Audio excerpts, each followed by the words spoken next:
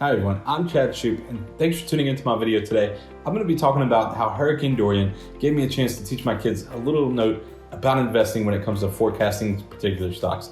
So before I jump into that though, I just want to make sure that you have a chance to scroll below, click subscribe so that we don't miss out on any of my weekly videos.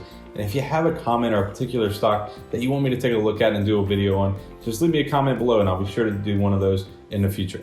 So when it comes to Hurricane Durian, we were watching the track closely because we live in South Florida. So we were all concerned about where it was going to go. And unfortunately, it ended up being stuck over the Bahamas for longer than expected. And I've been praying for them constantly since then. But the idea that my kids were looking at is they were really wondering why the hurricane was making a U-turn as it was approaching the east coast of Florida. Because when you look at the hurricane track and just logically looking at it, you don't really see why the hurricane would kind of make that abrupt turn and start heading northeast and then northwest from that previous track that it was on. And that's because these forecasters for the hurricanes, they take in all these different models to help make that cone of uncertainty, to help to give them an idea about how those turns are going to go. And they're taking in all these different inputs, the atmospheric pressure, where the hurricane's been in the past, and where it's going to go over and how that's going to impact it going forward. So they take all those models into account. And when you look at the chart of all the models, it's known as the spaghetti lines chart, and they have all these squiggles all over the chart, and it's hard to really dictate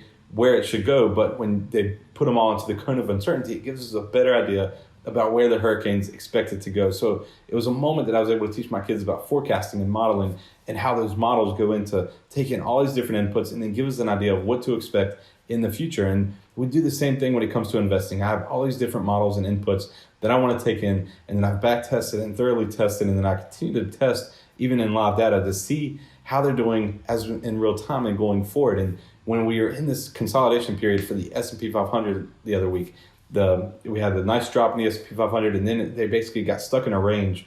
And while we were in that range, it was a very concerning time because volatility was up and a lot of people were concerned about what was going to happen with the stock market. Was it going to take another plunge lower, or was it going to continue to trend higher and break out of that consolidation?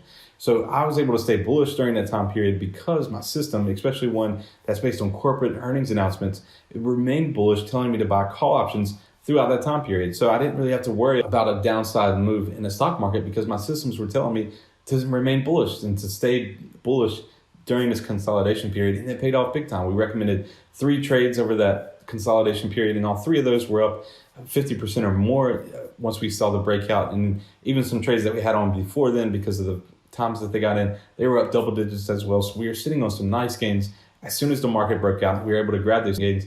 And even one of my subscribers, Lawrence, wrote in to let me know that he made $33,000 in 3.5 days just on 3 trades. So he was able to jump in at the right time during all this volatility and benefit from that rebound and the breakout in the stock market. So it takes a lot of nerve to jump in during these volatile time periods, and especially during uncertainty when the stocks are stuck in a consolidation like they were. But when you trust the system and you stick to it, you're able to reap the benefits as we come out of it. So now that we're heading into another earnings season here in a couple of weeks, it's a great time to jump in and learn about this strategy and about how you can use these models and different forecasts to stay ahead of what the stock market's going to do next. So if you want to learn more, I'll have a link below this video that you can learn all about my strategy and how we're using it going forward to benefit from the stock market.